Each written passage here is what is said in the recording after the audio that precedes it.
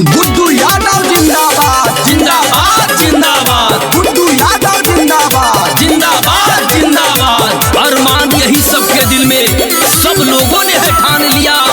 कितने पानी में कौन यहाँ सब लोगों ने है जान लिया। अब की जीतई हमारा धानिये भैया गुड्डू यादव जी के विजयी बनाई है।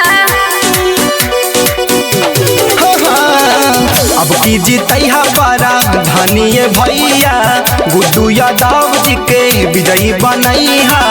यह बसबा के सपनावा हो सपनावा हो होई विकास चमक जाई गौवा अब की जीता दा चुनावा हो।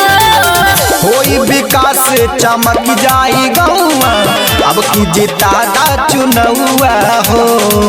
कोई जलता है तो जलने दो, हम गुड्डू यादव को जिताना क्यों भूले। जीतेंगे भैया शर्त है नहीं तो हम विजयी बनाना क्यों भूले।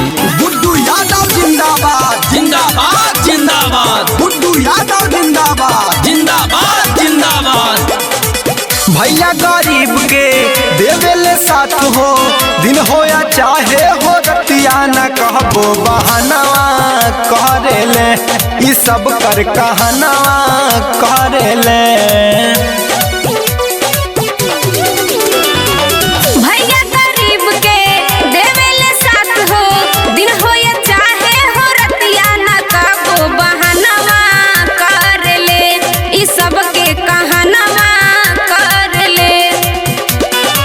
भैया पकड़िया मतदानवा हो मतदानवा हो होई विकास चमक जाई गौवा अब की जीता दा चुनावा हो। होई विकास चमक जाई गौवा अब की जीता दा चुनौआ हो।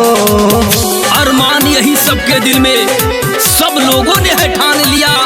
कितने पानी में कौन यहाँ सब लोगों ने है जान लिया। गुड्डू यादव जिंदाबाद जिंदाबाद जिंदाबाद। गुड्डू यादव जिंदाबाद जिंदाबाद जिंदाबाद। मठिया का राम नाम बिहवा न बहाबी बाटे बिसौआ के लोग के भी इहे या गोहरा बाटे हो। गुड्डू भैया जीत के आवे हो। मठिया का राम नाम बिहवा न बाबी बाटे बिसौआ के लोग के इहे या गोरा बाटे हो। गुड्डू भैया जीत के आवे हो। मीनू दिवे सदावे गनावा हो अरे गनावा हो।